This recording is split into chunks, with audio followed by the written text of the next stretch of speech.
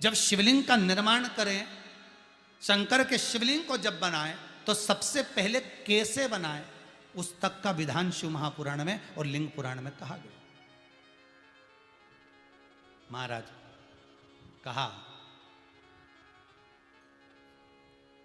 क्यारे की मिट्टी हो, क्यारा मतलब समझिएगा, जिस मिट्टी पर कोई गंदगी ना करी गई हो, ऐसी जगह का कोई भाग मिट्टी का लाया जाए, जहां कोई गंदगी ना करे। शिव महापुराण की कथा कहती है। देखो, और कैसी मिट्टी हो और उसमें पानी कैसा मिलाया जाए, कैसा शिवलिंग तैयार करा जाए, उसका विधान वर्णन नहीं कर पाए, परंतु आज कथा निकली है तो उसको सुन लो। क्यारे की मिट्टी, क्यारे की मिट्टी मतलब जिस मिट्टी पर कोई गंदगी ना करी गई हो, ऐसी जगह की मिट्टी को लेकर जाए। और मिट्टी को लाने के बाद थोड़ा पानी का सींचन कर दें, अर्थात घर में लाएं तो उससे पहले मिट्टी को पवित्र करें। अपने घर में गंगा जल रखा हो, यमुना जल रखा हो, सरयू जी का जल रखा हो, उससे मिट्टी का सींचन कर दें। मान लो अगर ये जल नहीं भी है तो जल के अंदर थोड़ा सा इत्र डालकर मिट्टी का सींचन करें। अगर इत्र भी नहीं है तो जल के अंदर थोड़ा सा दूध डालकर मिट्टी का सींचन करें। दूध भी नहीं है तो एक बेलपत्री जल के अंदर डालकर उस पानी का सींचन करें। बेलपत्र भी नहीं है, पीपल का पत्ता डालकर उसका सींचन कर दें। पर मिट्टी पर घर में लाते से ही, ये नहीं कि मिट्टी आज लाए और तुमको शिवलिंग कल बनाना है, तो मिट्टी अगर 1 दिन पहले लाए हो, 2 दिन पहले लाए हो, 4 दिन पहले लाए हो, तो उसी दिन जल का सींचन होना चाहिए। ये नहीं कि जिस दिन बनाएंगे उस दिन सींचन होगा। मिट्टी पर पानी का छींटा, सींचन भले ज़्यादा मत डालो, पर छींटा तो उस दिन लगा देना चाहिए जिस दिन घर में मिट्टी लेकर आए हो, जिस दिन लेकर। फिर भले तुम शिवलिंग 15 दिन बाद बनाओ, 8 दिन बाद बनाओ, 10 दिन बाद बनाओ, 3 दिन बाद बनाओ, पर उस समय पर मिट्टी का सींचन उस समय हो जाना चाहिए।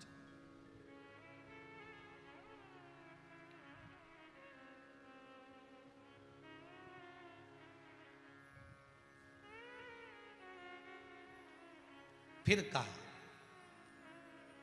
जिस दिन शिवलिंग का निर्माण करो उस दिन प्रातः में अगर आप शिवलिंग बना रहे हैं तो ब्रह्म मुहूर्त में मिट्टी को गला दो।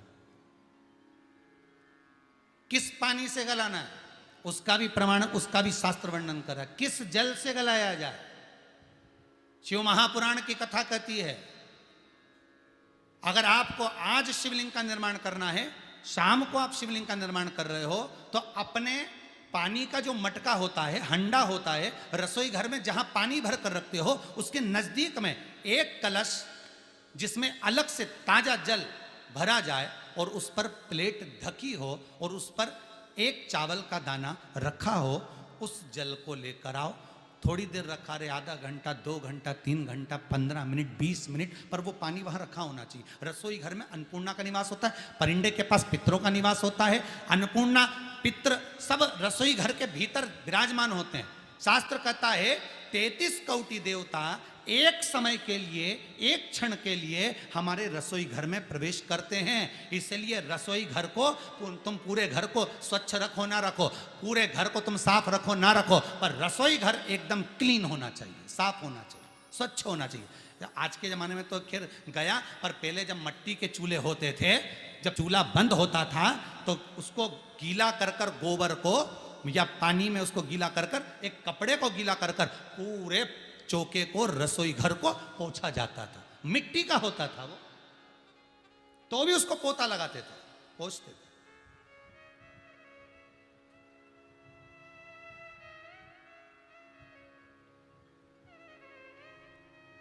तो पहला क्रम है पार्थिव शिवलिंग का निर्माण। सावन के महीने में अगर आप शिवलिंग बनाते हैं, सोमवार को शिवलिंग बनाते हैं, तो नियम ध्यान रखिएगा महाराज, लिंग पुराण से है ये, इसका नियम ध्यान रखिए। क्या करना है, मिट्टी को लाना है, जल का छींटा देना, छींटा जरूर देना, घर में लेकर आए और जल का छींटा होना जरूरी है।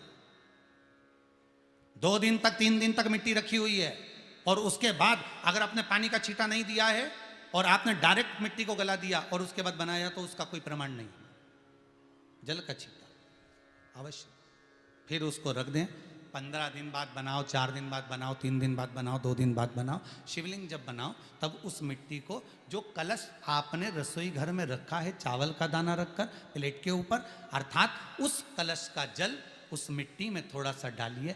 क्यों डाला जाता है उसका भी भाव वर्णन किया है। अब भविष्य पुराण, स्कंद पुराण और अग्नि पुराण, इन तीनों से ले लिया गया, वर्णन किया गया।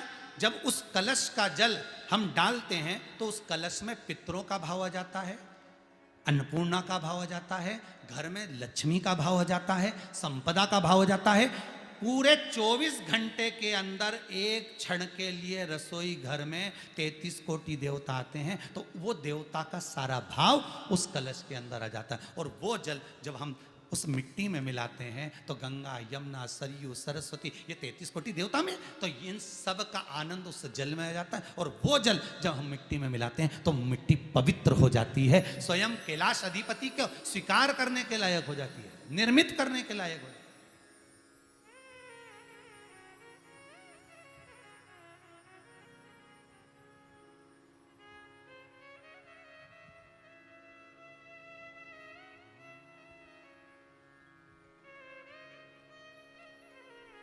शिवलिंग का निर्माण। अब शिवलिंग का निर्माण कैसे करना? मिट्टी में गला दिया पानी में। सबसे पहले शिवलिंग बनाने से पहले पात्र को, पात्र जो होता है उसके नीचे एक बेलपत्र रखी जाती है। क्या रखना है? एक बेलपत्र। शंकर को झेलने के लिए कोई साधारण नहीं है पात्र जिस पे झेला जाए। स्वयं गंगा शिव की जटा में, और आप शंकर के शिवलिंग का निर्माण कर रहे हो, कोई साधारण नहीं हो सकता। स्वयं आप विदेश्वर संहिता के अंतर्गत पढ़े कि ब्रह्मा और विष्णु, ब्रह्मा ऊपर जा रहे हैं, भगवान विष्णु नीचे जा रहे हैं, तो पता नहीं कर पा रहे कि यहां चरण कहां पर और शीश कहां पर है, उसको जान ही नहीं पा रहे।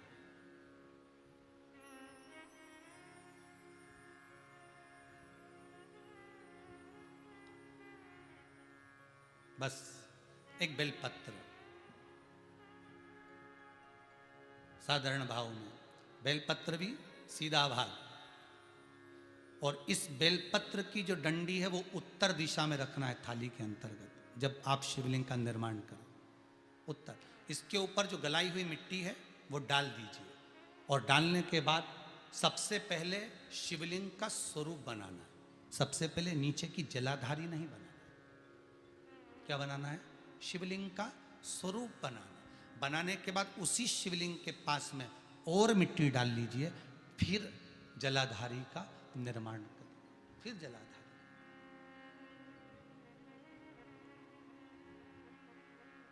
शिवलिंग जलाधारी निर्मित हो गई। शंकर जी का संपूर्ण परिवार शिवलिंग में रहता है, आपको पहले भी कहा। भगवान भूत अधिपति भूतेश्वर भगवान शिव का संपूर्ण परिवार शिवलिंग में, पहले भी कथा में कहा, आज फिर आपको वर्णन कर देते हैं। जैसे ये जलाधारी है गोल, ये चरण है, ये शिवलिंग है। ये जो गोल भाग है जहां पर भगवान शंकर का शिवलिंग रखा है, ये पार्वती जी का हस्त कमल है। जहां से पानी नीचे गिर रहा है, इसके राइट भाग में श्री गणेश जी का स्थान, लेफ्ट भाग में श्री कार्तिकेय जी का स्थान। बीच में जो एक मोटी सी लाइन होती है जलाधारी में है, वो पार्वती जी के सुंदर पुत्री अशोक सुंदरी का स्थान।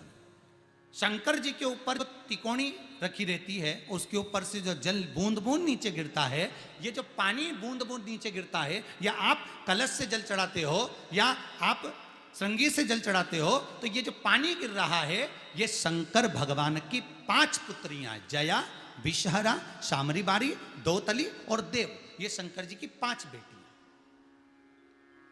5 पुत्री।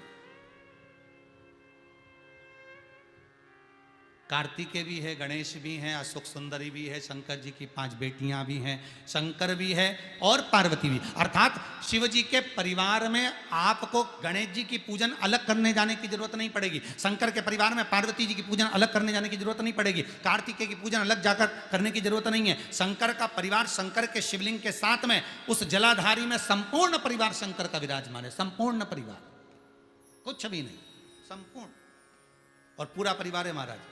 फिर वही बात आई, ध्यान दीजिएगा, जिस व्यक्ति को नींद ना आवे, रात्रि को सोते समय टेबलेट खाने की जरूरत नहीं, शंकर भगवान की 5 पुत्रियों का नाम लीजिए। जया, हाथ में जल लो, पलंग पर बैठो, जल हाथ में लिया, जया आचमन कर लो, विषहरा आचमन कर लो, श्यामली बारी आचमन कर लो, दौतली आचमन कर लो, और देव आचमन कर लो। ये शंकर की जो 5 पुत्रियां हैं, ये ऐसी पुत्रियां हैं जो निंद्रा देवी को लेकर आती हैं और हमें विश्राम का आनंद सुख प्रदान करती हैं, हमारे नयनों पर विराजमान रहती।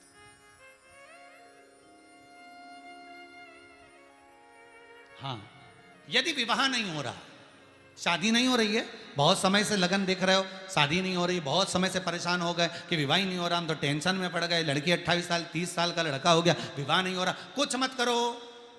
अष्टमी तिथि आए तो अशोक सुंदरी वाली जो जगह है वहां पर हल्दी की 7 बिंदियां लगा दो, लड़का लड़की का हाथ उस बिंदी पर रखवा दो, उसका नाम गोत्र बोलो, उसी हल्दी में उसके हाथ पीले करवा दो और पीपल के पेड़ पर उस हाथ के 5 छापे पड़वा दो, 3 महीने में विवाह पक्का हो जाता है महाराज। उसका इतना, अशोक सुंदरी के उस हल्दी का इतना प्रमाण।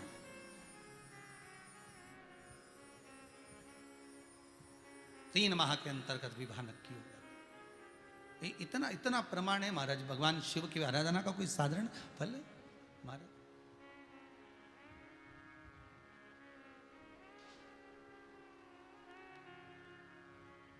निर्मित करा शिवलिंग।